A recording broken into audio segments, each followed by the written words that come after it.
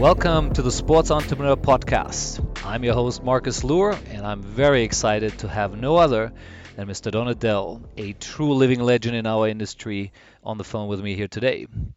He is one of the founding fathers of the sports agent and sports marketing industry, and we have been friends for nearly 20 years, done business together, and I truly consider Donald as one of my mentors in the industry. So I'm very thrilled to have him here today.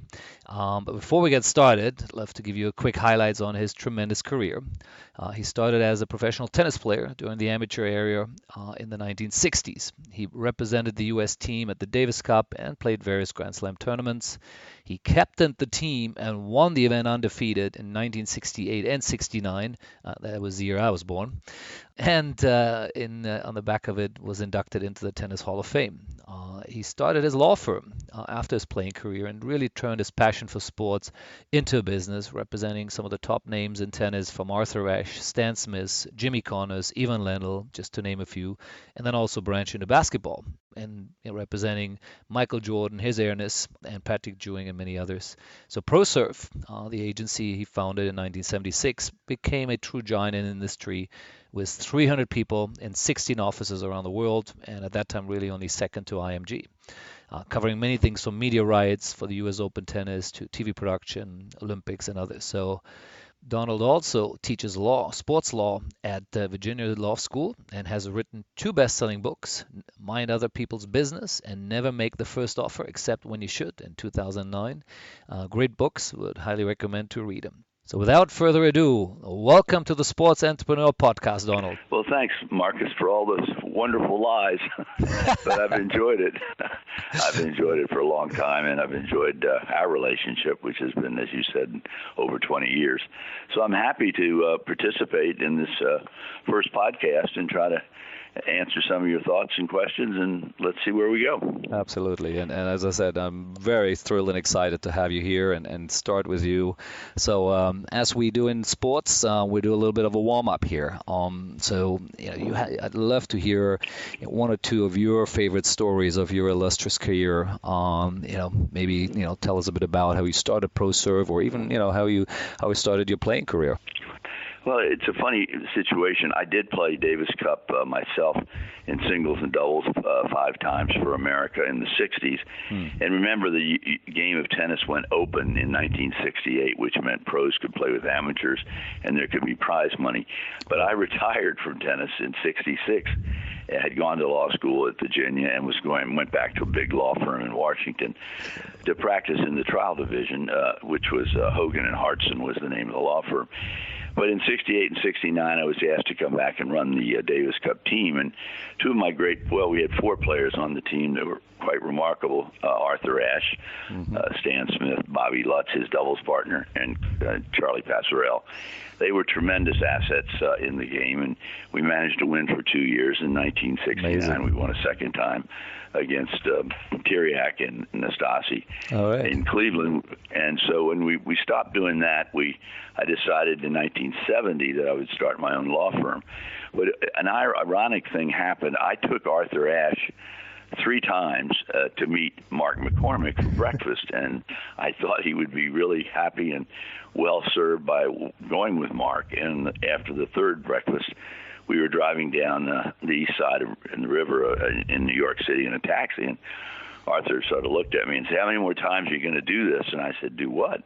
He said, "You keep taking me to Mark, and we've been there 3 times, and I don't feel very comfortable, very close to him." And I said, "Well, he's going to make you the most money, in my opinion." Mark was in golf with Palmer, Player, and Nicklaus, the big 3 of golf, and he just signed John Claude Gilly in the Olympics in '68. And I said, he's going to get into tennis eventually, and he's going to make you the most money, and that's who I think you should go with.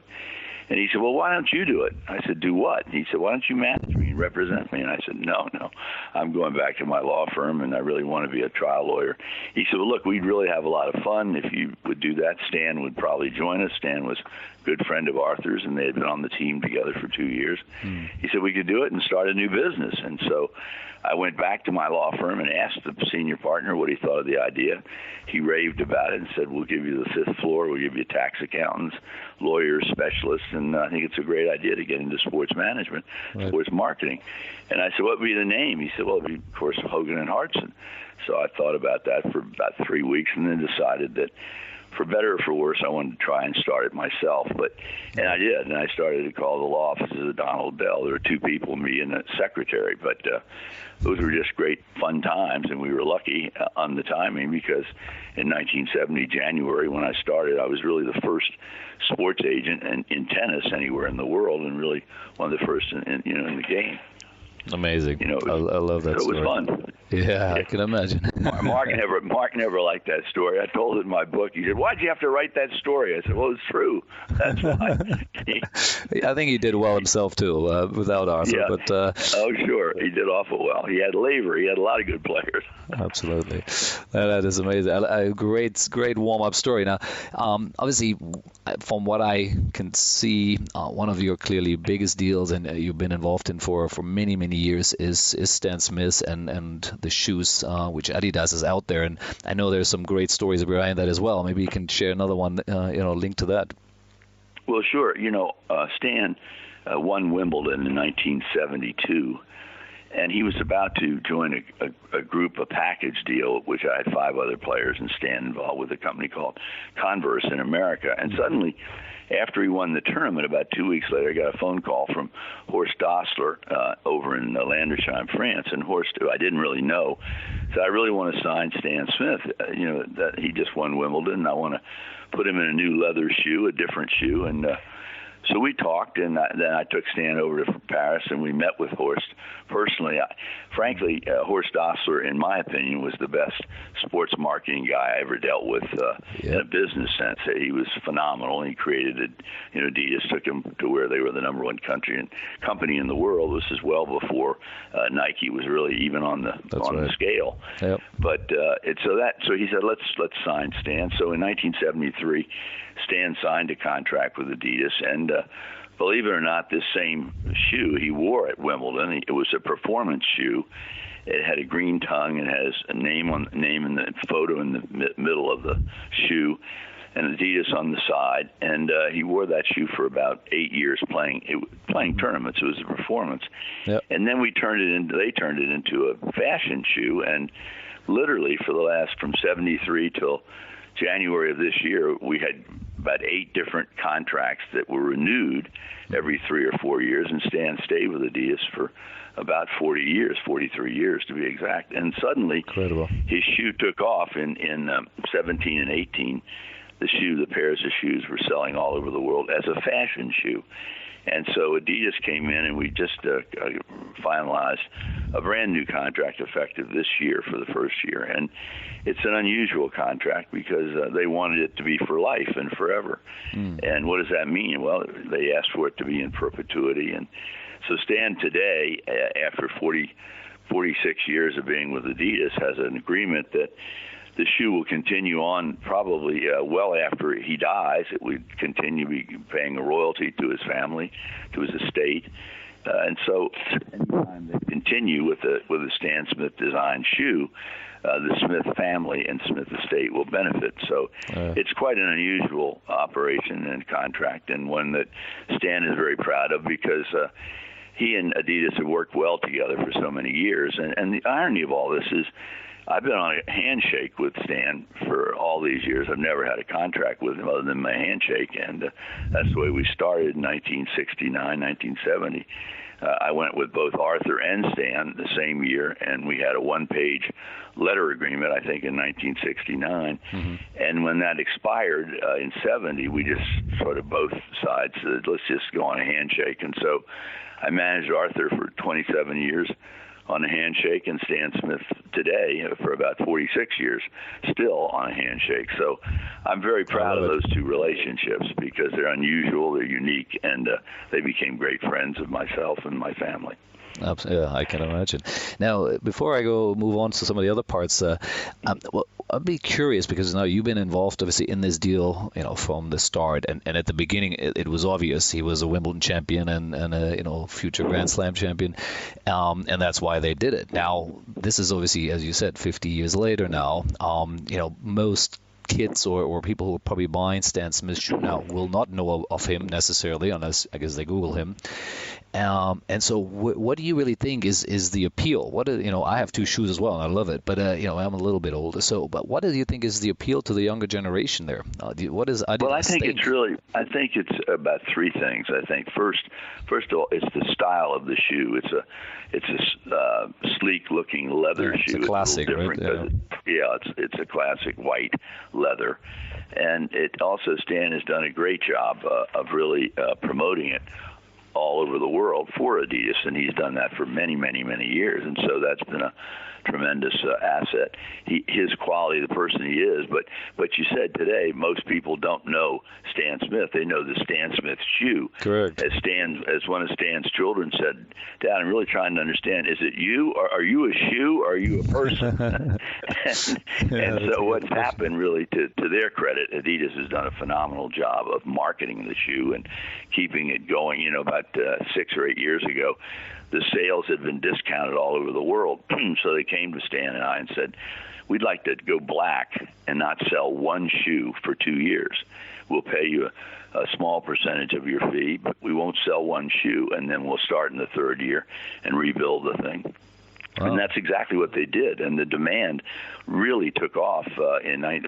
We went black in 12 and 13, and in 14 they brought it back, 2014, and the sales really took off.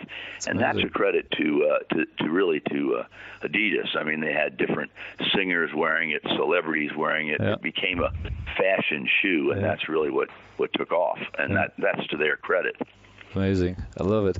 Yeah, and it's interesting because I have a white, which is sort of the more common one, and I have a black version, and that's actually my favorite, and the black color version. And everyone always, is jealous because you can really not find it. So clearly they've done a great job in truly shortening the demand there, the supply side, to build up that demand. So Adidas clearly has done an amazing job, and you've been part of that. I love the story. Well, the marketing, they gave us, Marcus, gave us a 36-page marketing plan when they wanted to go black, and 6 or 7 years ago. And I said to Stan, if they do 50% of this marketing plan, I think you're going to be in great shape. They did 100%. Everything they gave us in that marketing plan, they honored and did. And again, it was all based on trust because we had been with them so long. They knew Stan very well. And it was a great relationship. Again, in sports, what people really have to understand, it's all about people, and it's all about relationships. Absolutely. That's the real thing about sports marketing. Yeah, I totally agree. Now, before I move on, I do want to touch a little bit on Air Jordan and Nike, because I know you also played a significant role in that. And of course, maybe even more people would know Air Jordan and the Nike shoe. Tell us a bit about that. Sure. Well, Michael came out from the University of North Carolina as a junior. He came out in 1983, and in '84 he was playing for the Chicago Bulls, and Adidas and Nike were both trying to sign him, and two of the Nike guys came to our office in Washington, and I remember I'll never forget, it was a Saturday morning, about 10:30. We were sitting in my office, and there were four of us. Rob Strasser was there, and Peter Moore. And we were just throwing around. We wanted a Jordan shoe, and they wanted a Nike shoe. We were fighting over, what we were going to call it. Right. And suddenly, literally out of the blue, Peter Moore, and there have been many stories, but Peter Moore said, "Well, what about Air Jordan? How do you like the idea of Air Jordan?" And everybody just stopped and stunned and thought, God, what a great idea, what a great name. And he really was the one. You've heard stories all over. This one and thought it up. Somebody else thought it up. Jordan did. I did. That's all baloney. Peter Moore thought of the word Air Jordan, and we jumped at it, and that's how it got started. Right. And the first contract was a 5-year contract with Michael and Nike, and it was called the Air Jordan shoes. When that period was almost over, after about 4 years, Phil Knight, who was a good friend, came to me and said, let's do another deal, but I want to talk about, royalties and so forth. And so in the second contract, we got very lucky. We did something a little different. We got a 5% royalty, I believe, on his shoe, the name shoe.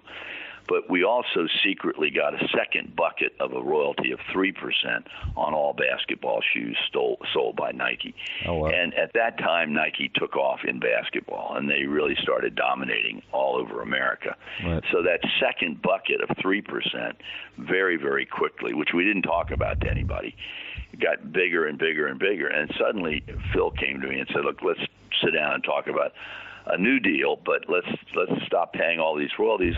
Let's really build a company. And so by that time, Michael had been with me 10 years, and he was leaving to go on with someone else. And the deal that we worked out was a 29-year contract for a company called Jump Inc., whereas Michael and Nike were partners in the company. And that company today is selling $2.5 billion worth of product. It uses the logo of Jordan. Yep. It's owned by Nike, but it's shared very, very strongly by Michael Jordan with Nike. So it was a very clever idea by Phil Knight, and Michael, of course, has implemented it very well. Yep. So it's a big success. Huge deals, and great stories around it, because I'm sure many of these things not everyone has ever heard, ever seen the shoes, but to hear about it and how it all came about is incredible. So let me continue a bit on that note, and that is, sort of what I call the learning part of it.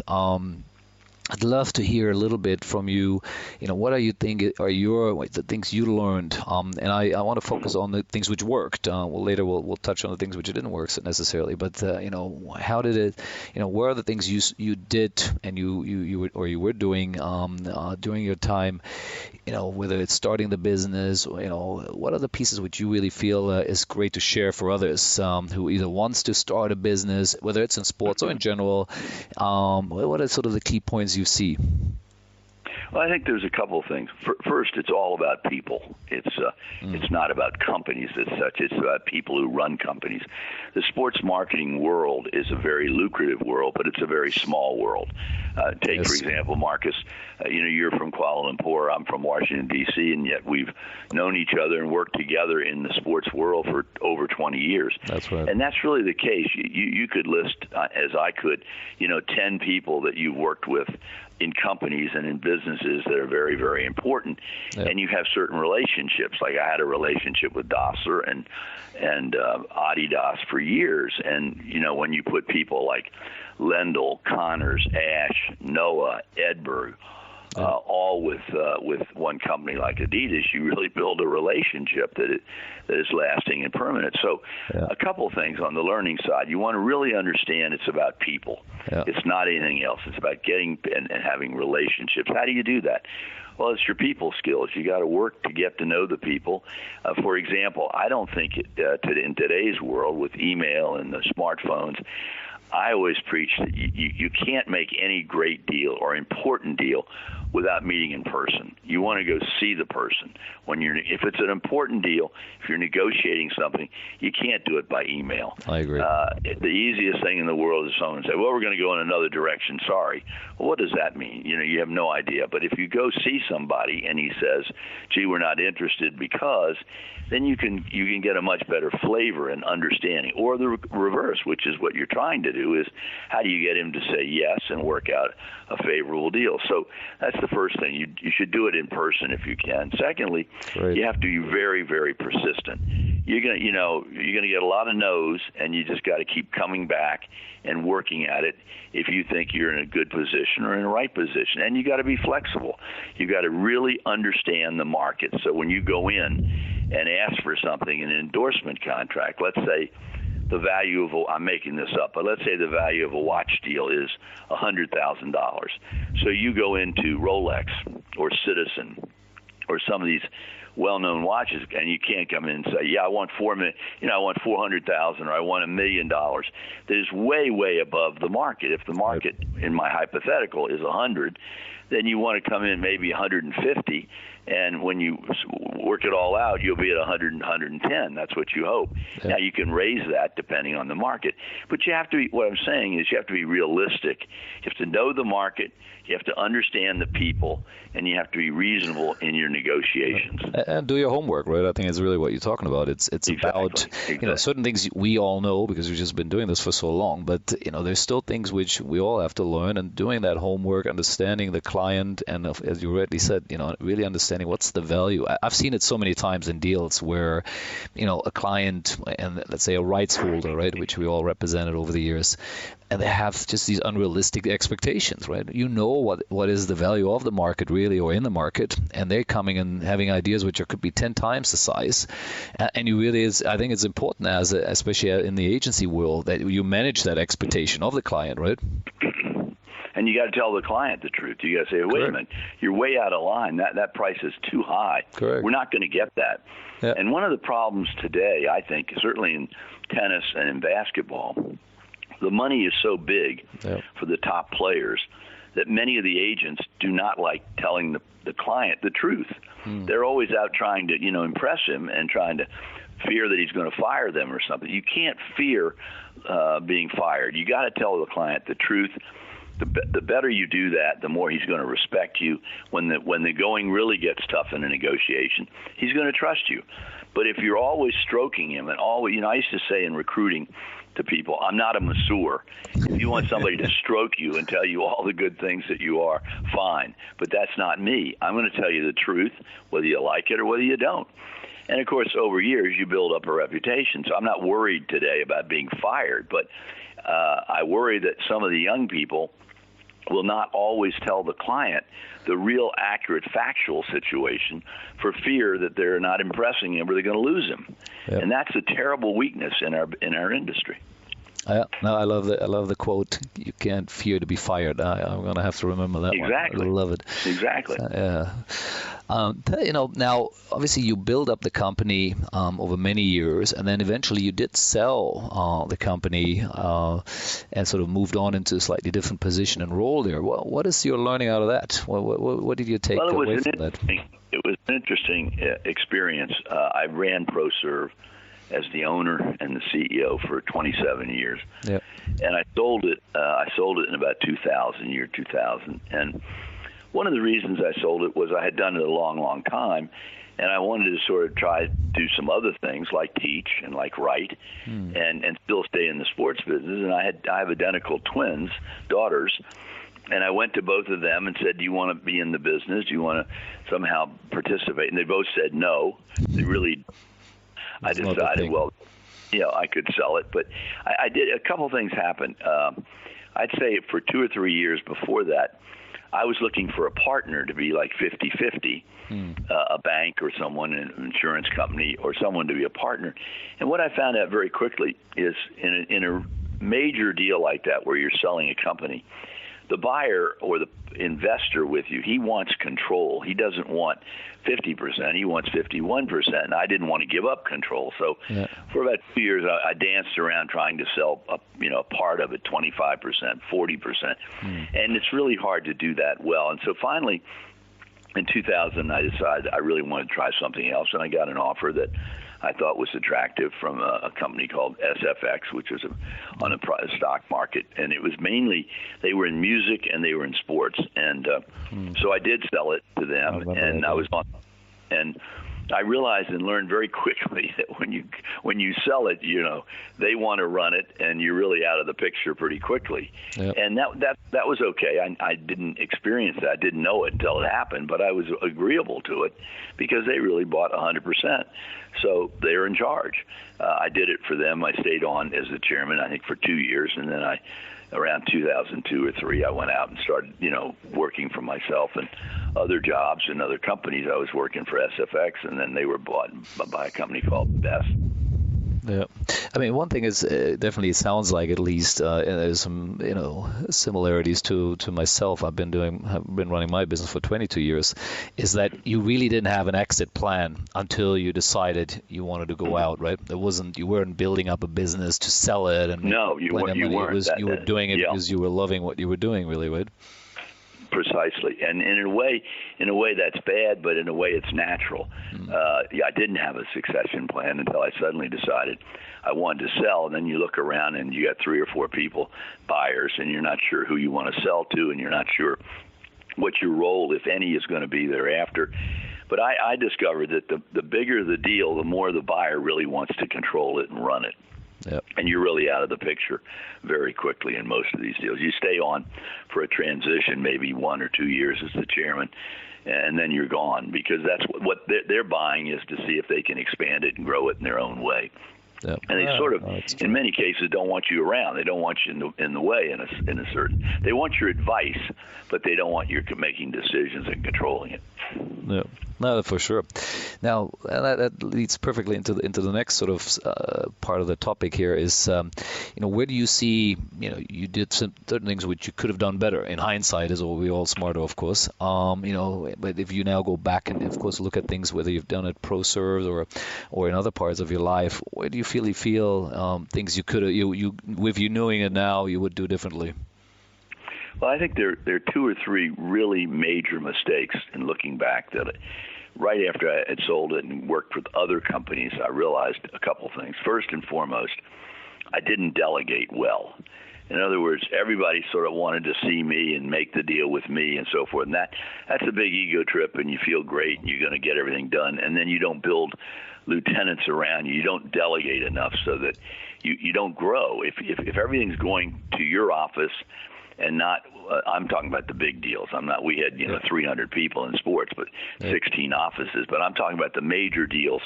You really got to have a president or a COO who has authority, who really can make deals and run the place. And that was a weakness on my part. I don't think I delegated well enough. And then secondly, I think you want to make sure that you always keep your word. As I told my daughter when she got into the business a little bit later, I said, you keep your word no matter what. If you make a bad deal, you eat it. You honor your word, because it's a very, very small industry. And if you jerk people around and change things and don't keep your word, boy, the word gets out really fast, and you can't get your reputation back. So that's another thing. You got to really honor your word, and I tried to do that always. The other thought I did that was another big weakness. I never had a strong. I had a guy who was called a comptroller who was doing the financials. I needed a really tough CFO that would manage the finances of the business. And I would say that to anybody. If you're starting a new business, and let's take your case, Marcus. I don't know exactly where you are other than in the 22 years, but I suspect that you've had the best peace of mind and been the most successful when you had a really strong, knowledgeable, tough CFO who could say no to people when they're working for you that want deals and want extra perks and everybody always wants more, and you need somebody to really run that, and you can't be tied up with that, or you're not out running the company and making new other deals. So for me, I never had a strong CFO, and that was also my fault. Right. And then I think lastly, one of the things, it's a personal trait, I think, and I wrote this in my book, I was late for a lot of meetings. And, people get insulted by that, and you can have all the excuses, you're busy and everything, but when you're late for a meeting, even I'm talking more than 15 minutes. If you're 5 or 10 minutes late, it's no big deal. Yeah. But if you come into a meeting 30 minutes late, the person you're dealing with thinks, well, you think your time is more valuable than his time, and he's insulted. And I really, I tried to correct that once I sold the company, because I was late for a lot of meetings, and I think people really resent that. It's a little thing, but it grows to be a big thing, and that's what I would say was a mistake. Amazing. Well, I appreciate you being so honest here. That's amazing. And I wanted to bring up one more point, because we've had that conversation a few times in Monaco during Sportel, and I remember this is always an advice you gave to me about your own lessons, and that is, be careful with your overheads, right? Because at the end of the day, we all end up working just to cover overheads, especially when you have 300 people and 16 offices. And that's a great point. Big, in my opinion, big is not necessarily better. Yep. When I was competing with McCormack all over the world, somehow I thought, he had 1,000 employees. He had 26 offices. He was by far the biggest, and he was the first. And somehow that pushed me to have more offices and more people. He was about two and a half times bigger than we were. Yep. But it was always a pressure on us because when you're recruiting, he'd come and say, we can do this all over the world. We have offices in Germany. We have offices in Hong Kong, and there was a pressure to try to expand. And that's a bit of a mistake. You don't have to be bigger to be better. You just got to have very good people. And the quality of the people is more important than the number of people. And the overhead can kill you. Yep. You can end up with so many different people, and you can't control the expenditures and mistakes and good things of 300 employees. It's impossible. And so if I were to do it over again, in exactly the same way, I would try to have, 75 people, maybe 100 maximum, and really control those people and work with those people. It gets too big too fast, and then you're just working for overhead, in my opinion. That's true. And I think it's also important, of course, systems, how you integrate systems where there is a way to manage that size and manage the growth in the right way. And that's not easy. I will hold up my hand. I've probably not done a great job in that either. So it's hard. It's hard. It's not so simple, especially in an industry like ours where it's still a lot about creativity and, as you said, about the personal relationships everyone has. And so the bigger it gets, the more complicated it gets, that's for sure. But you mentioned Mr. McCormack here, and I know that's a great topic as well. I wanted to touch on the IMG versus ProServe days. My question to you obviously is, did you see it as a rivalry or more as a friendship or a friendly rivalry? Truthfully, it was really both.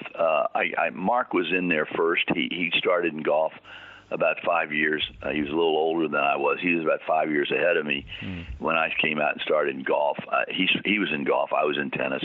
We both kept our lanes for about 5 years, and then suddenly both of us switched over. He started doing football, basketball. I started doing a lot of basketball all over the world with Jordan and others, James Worthy, Patrick Ewing, a lot, Ralph Sampson, a lot of great players in the 90s. And so what happened, I think, with Mark, our staffs became very competitive, and particularly in tennis and basketball, we were always competing for the same clients, and that was always a battle, and I think it was very competitive. Mark, on the other hand, he and I became originally just good friends, and it developed into a very strong relationship, and we used to meet very privately every year, twice a year alone, just the two of us. We'd meet at the Crillon Hotel in Paris during the French Open, and then we'd meet at the U.S. Open in New York. And so we we really developed a very good friendship. And when things went bad for either one of us, we were supportive of the other in a lot of quiet ways, but the public never knew it, and sometimes our staff didn't know it, because I just felt he was the best at what he did. He was the pathfinder. Yeah. I copied a lot of things he did, but he was trustworthy. Everyone viewed him as, very difficult and a hardcore businessman. I didn't. I viewed him as a friend, and I knew that he would honor and I could honor. I tell you one story, which I think is very emblematic of it. Yes. Towards the end of his life, one day I get a call from him from Norway, and he says, "Donald, can we meet in New York next week in my office, in the morning?" I said, "Sure. What's the agenda?" And he said, "Oh, there's no agenda, we just want to see you," and blah, blah, blah.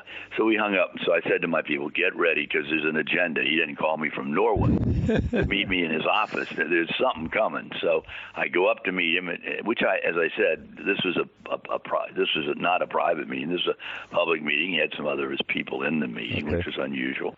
And I go up there, and he says, "Donald, and this was a company by this time I was working for, which was SFX. And they had bought a guy and his company, an ice skating company, and we were doing a thing called The Wide World of Sports on ABC. It was a very popular show, and we had bought Dick Button, who owned the show. So we now own the show, but IMG was doing a lot of the work. They got the title sponsor, and they ran the event, and so we were sort of partners in the event, because we had bought the title we bought the assets, but they were doing the work. Yep. So Mark said, "Look, it's really unfair." He said, "What I'd like to do is I'd like you to come back to me with an offer of how we solve this problem, and whatever you offer me, we will accept." And I said, wait a minute, Mark. I work for the guy you're negotiating with. I'm not objective. And he said, no, I understand that, and that's really why I want you to do it. We will trust you to be fair. Whatever you come back with, we will accept, which was quite remarkable. And so I go back to my people, and there's a guy in North Carolina who's negotiating for us. And I said, John, let me help you with that. Let's try to figure out what's a fair deal. I'll go back to Mark, and I think he'll accept whatever we propose. And this guy was very in charge of all events, and he said, no, we're going to get close. We're doing good, fine. You really should stay out of it. And I said, let me tell you something. If we don't make a deal, they're going to just change the name of the event. They have the title sponsor, and they have the staff on ground to run it, and you're going to lose the event. He said, no, that won't happen. That won't happen. So after about 3 weeks back and forth, I go back to Mark, and I said, Mark, I'm really sorry. I can't make you an offer because my people want to negotiate with your people, and so there's nothing I can do about that. I've tried. It's not going to happen. He said, okay, but please tell them, what's going to happen. We're going to change the name, and we're going to keep the same title and the same event and the same date, and we're going to own the event 100%. I said, I've been trying to tell them that, and that's exactly what happened.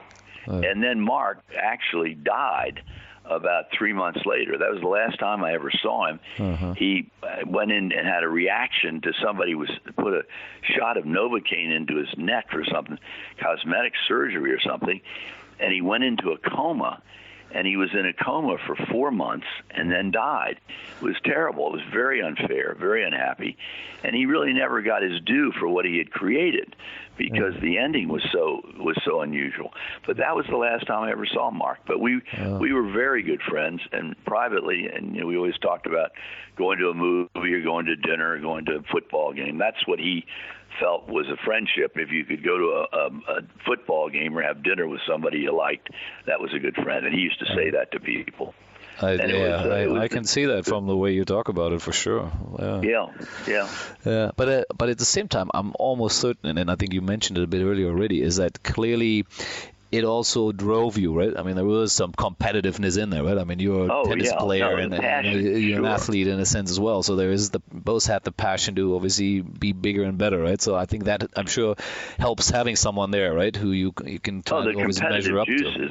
The competitive juices. I mean, you really need people in this business that love the business, that have a passion for it. Why are you still doing it after 22 years? Why am I still doing it since 1970? Because we have a passion for the business and we like the people we deal with. If I didn't like the business, I sure as hell wouldn't still be doing it. It's so easy. People say, why are you still working? Because I like the business, I like the people. You're a perfect example of that. I mean, I don't see you very often, but when I do, we have a common feeling and an interest in what we're doing, and we talk about it regularly, what the new things are and what's your latest area. Maybe it's cycling, maybe it's motor car, maybe I'm doing something in track and field, but there's a lot of crossover. There's a lot of mutual interest. Absolutely. But it's people that motivate you at the end of the day. Yeah, that's for sure. So, but before I move on, actually, I'd love to ask you a question on where do you? I mean, I know you've been involved obviously in so many different things, and what is something maybe particular right now, which you're particularly focused on, or what you see with all the new technology coming in? What is your perspective of having looked at this now for 50 years? Well, I think the biggest new thing now, which is really moving like lightning, is digital advertising. Everything's moving to digital. And most people don't even know exactly what digital as such entails because it's so broad and nebulous. But, like, for example, my daughter is in charge of content for Lagardère in New York, and she does all the content, digital content of different shows for YouTube or Facebook or whatever we're working on. You put together a show and then you try to sell it. But to me, that's a whole new area. I'm not great at that, but I certainly see it coming. It's there now. And the dollars from advertising for sponsorship that you and I did events for years are all moving towards digital advertising because the new people out there, the world out there lives on these phones and lives on their internet and their computers, and they're not worried about television. I know people don't even have phones anymore in their house. They don't have landlines. They just use they use their smartphone. It's incredible.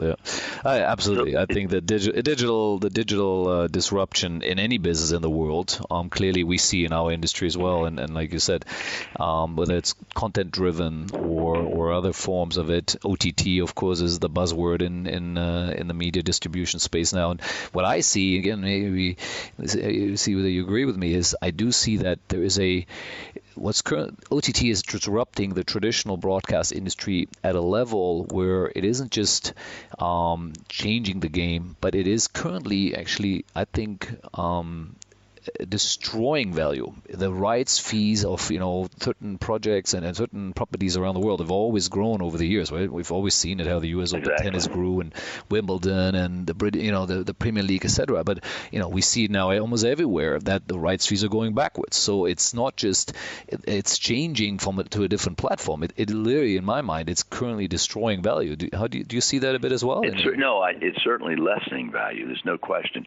Yep. There's got to be an adjustment at some point, but the days of paying big dollars, for a televised event, except for a few, maybe Premier League, maybe the NFL and football in America, there's only 3 or 4, products that are going to NBA basketball that might continue demanding high fees, but everything else is going to get lower and lower because that's what's happened.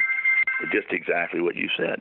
Yeah, there's a bit of a spiral there at the moment, and it's an interesting one. It's hard to tell where it will go really. Well, Donald, I could go on forever here, but I'm also conscious of your time as well as listeners' time here. So I want to sort of slowly get to the cool down phase of it after a great match we just had here. So maybe you have a message for an aspiring sports entrepreneur or someone who's just looking at starting their business. What would be your wisdom you could share with them? Well, I think a couple basic things. First of all, understand it's all about people, so you have to have good people skills. Secondly, you really want to keep your word when you make deals or when you're talking to people. Don't try to impress people, promise too much. Don't overpromise and underdeliver. Keep your word, be realistic. But I think the most important aspect is have a passion for what you're doing. If you really care and like it and want to be the best at it you can be, you will really move forward. But you have to be, besides passion, you have to be persistent.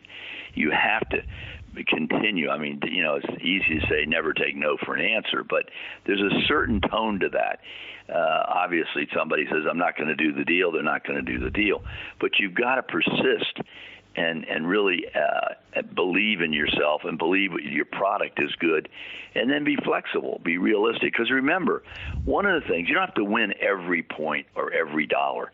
It's all about renewals as well. You don't want to just be a one-shot transaction. You want the people that you deal with in certain areas want to come back and make other deals with you later. And the only way you're going to do that is to be fair and reasonable and realistic when you're dealing with these people, and still, keep your word and be darn hard and persistent. You got to. It's not just a glamour. It's a very difficult, competitive business in the sports world. Absolutely. Everybody wants to be in it. Everybody thinks it's easy. It's not easy, and it's not glamorous, but it's fun. That's really the thing. It sure is. Now, I wanted to ask you one more question here. I'm having too much fun. Your title of your second book, "Never Make the First Offer Except When You Should." What is the meaning behind it? I mean, I can figure it probably out myself, or I know it, obviously, reading it. But share with us. Well, what happened was the publisher of the book, who had published my first book 20 years earlier, he wanted the title "Never Make the First Offer" because he thought that, and I went along with that. I thought it was a good title. Yep. Then at the very last minute, he decided to put a parentheses under it. Across it says never make the first offer. Then underneath it said parentheses, small print, except when you should. And he thought that was clever and tricky and so forth. I didn't like that part, but I think it's a realistic manner. You have to really evaluate when you're trying to make a deal, what's a fair deal? It's really important that you try to make a fair deal, because then that will bring you back. In this world of sports and sports business, it's a small world. Everybody gets to know everybody else in different ways. And you'll say, so-and-so is an expert in international media. And so you're dealing with ESPN. There's two guys there that are running all their international media. So that's who you're dealing with in that case. Well, you want to have a relationship with them, a good one. And so I think, when you're negotiating directly, particularly in basketball or football, I like the club to make the first offer. Why? Because they sort of, you get a feel then where they are and what they're talking about, what they want to do. Yep. And you can sense right away. You learn, first of all, in marketing, let me say one thing, listen. The good marketers are listeners. You got to learn from listening. Yep. The hard sellers that do all the talking are lousy sellers and lousy marketers, in my opinion. Right. Everybody's out trying to push. They're not the good sellers, the good marketers. You got to listen to learn. And when I say never make the first offer, I want to hear what they have to say. And for example, in the basketball world, the NBA, if somebody makes a bad offer or a different offer, you say, wait a minute, you're the it comes as well, the guy's hurt. He didn't play very well in college. I said, wait a minute, you're the expert. You drafted him. I didn't. Now give me a fair offer. You're the one that wants him. Right. I mean, it's very easy to turn that around because it's also true. I mean, they're the basketball experts or the football experts that are making the draft. So it's pretty easy to turn that around when they start criticizing the player because they want to knock the price down. Yep. You say, wait a minute, you picked him sixth in the country. I didn't. So you know how good he is. Don't tell me he's bad. You wouldn't have picked him. So it's very easy to turn that around. As long as you know the market. You mentioned that earlier, and again, besides never making the first offer, you really got to know the market. And today it's so much easier than it was years ago. I mean, the newspapers now, all these player associations print their salaries and print the contracts, so you have a lot more information that really helps you in these negotiations. Absolutely. While we're at this topic, do you have one which you would sort of call your favorite, or the one you really enjoyed the most doing a deal for a particular athlete in whatever sport? I'll give you one that A is true and B is sort of historic. A colleague in my office, we were flying out to Chicago to negotiate a new Jordan contract, an extension. And his second contract was pretty low for what he was doing. They won 6 world championships with the Bulls. Yep. We were on the plane, and I always said, whatever happens, we're not going to make the first offer. Jerry Reinsdorf was the owner. I knew him very well, and I said, when I had outlined on a piece of yellow paper what I wanted, what I was going to try to ask and get for Jordan in a new contract. So we went to his lawyer's office, and we were all sitting around a conference table. And the phone rings. And Jerry gets up to walk over and take the phone. It's a landline against the wall. And I'm sitting at the end of the table near him, and he's over taking the call. And I look over at his notes, and I see the number $4 million. And I'm at you got to understand the times. I'm at 45 million, which is ridiculously high, and he is ridiculously low. So I see that he's going to start at 4 million, and so he comes back from the phone call and sits down, and we continue the discussion. And suddenly I say to him, Jerry, let me make the first offer, which I never do. Right. And my colleague looks at me like, what the hell are you doing? And the reason I didn't want to start negotiating from his number of 4 when my number was about 45. Now, obviously, I'm not going to get 45, and I'm not going to accept 4. And I think we ended up at about 35 million for 1 year, which was historic and different. Yeah, I remember reading about it. It was just a fluke the way it happened. And later, I wrote Jerry a note. When I told the story in one of my books, and I wrote Jerry a note and said, Jerry, I did peek at your number. I want you to know that. And you took that bump. And so I made the first offer. And he wrote me back And he said, "Did it ever occur to you that I wanted you to see my number?" Wow. There we go. Very clever. I love it. And you'll never know. You know, he's a very good guy. And he said, "You'll never know, but maybe I wanted you to see that number."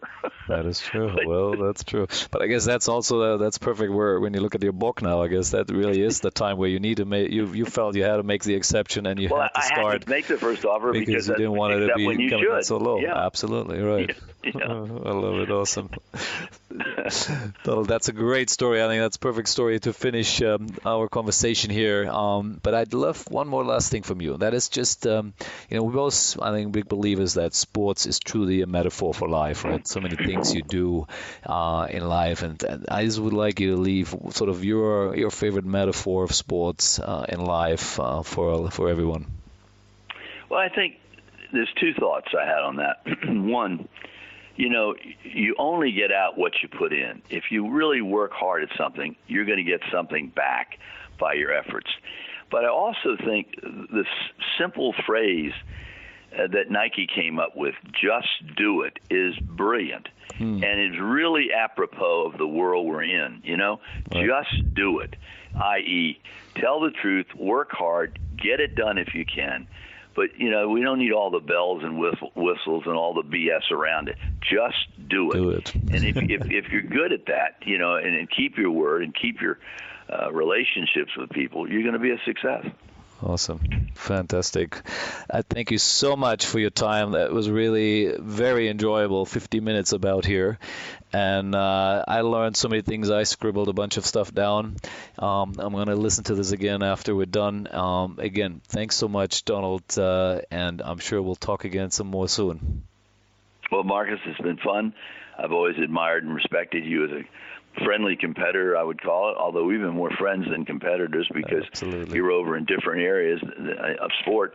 But it's been a fun and pleasure for me to share it with you, and I wish you good luck in all this podcasting. I think that's a great idea to educate people around the world of all different kinds of sports. Exactly. It's been fun. That's the idea, and who knows? Well, I'm sure we'll have another session soon on it. But I wish you a great morning there in Washington, and good night from Kuala Lumpur. Okay. Thank you again. Talk Bye-bye. to you. Thank Bye-bye. you. Bye-bye.